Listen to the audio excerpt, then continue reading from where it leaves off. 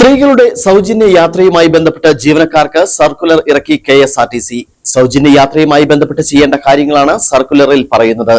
സൗജന്യ യാത്ര അനുവദിക്കുന്ന ബസ്സുകളുടെ മുന്നിലും വാതിലുകൾക്കും സമീപം പ്രിയദർശിനി എന്ന സ്റ്റിക്കർ പതിക്കണം. ആനുകൂല്യമുള്ള ബസ് തിരിച്ചറിയാനാണ് ഇങ്ങനെ ചെയ്യുന്നത്.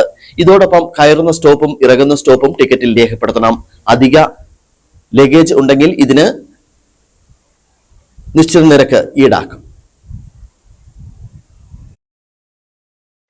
സ്ത്രീകൾക്കൊപ്പം പുരുഷന്മാർ യാത്ര ചെയ്യുന്നുണ്ടെങ്കിൽ അവർ പ്രത്യേകം ടിക്കറ്റ് എടുക്കേണ്ടതാണ്. സൗജന്യ യാത്രയില്ലാത്ത ബസ്സിൽ കയറിയാൽ അക്കാര്യം സ്ത്രീകളെ മുൻകൂട്ടി അറിയിക്കണമെന്നും സർക്കുലറിൽ വ്യക്തമാക്കിയിട്ടുണ്ട്. അതേസമയം KSRTC ഓർഡിനറി ബസ്സുകളിൽ സ്ത്രീകളുടെ സൗജന്യ യാത്ര സംബന്ധിച്ച് പണം കണ്ടെത്താനുള്ള ചർച്ചകൾ സജീവമാണ്. ബാങ്ക് മുഖേന പണം ലഭ്യമാക്കുന്നതിനാണ് മുൻഗണന. സർക്കാർ ഗ്യാരണ്ടിയിൽ KSRTCക്ക് ഓവർഡ്രാഫ്റ്റ് അനുവദിക്കും. ഈ പണം എല്ലാ മാസവും ആദ്യം KSRTCക്ക് ലഭ്യമാകും. മാസം അവസാനത്തോടെ പലിശ ഉൾപ്പെടെ സർക്കാർ അടയ്ക്കും. ഇത് സ്ഥിരം സംവിധാനമാക്കും. സൗജന്യ യാത്രയുള്ള ബസ്സുകളിൽ പിടിപ്പിക്കുന്നതിനുള്ള ലോഗോയുടെ പണികൾ അവസാന ഘട്ടത്തിലാണ്. ഇന്ദിരാഗാന്ധിയുടെ നിഴൽചിത്രം ഉൾപ്പെടെയുള്ള ലോഗോയാണ് തയ്യാറാക്കുന്നത്. KSRTC സോഷ്യൽ മീഡിയ വിഭാഗം തയ്യാറാക്കിയ ലോഗോ അംഗീകരിച്ചിരുന്നില്ല.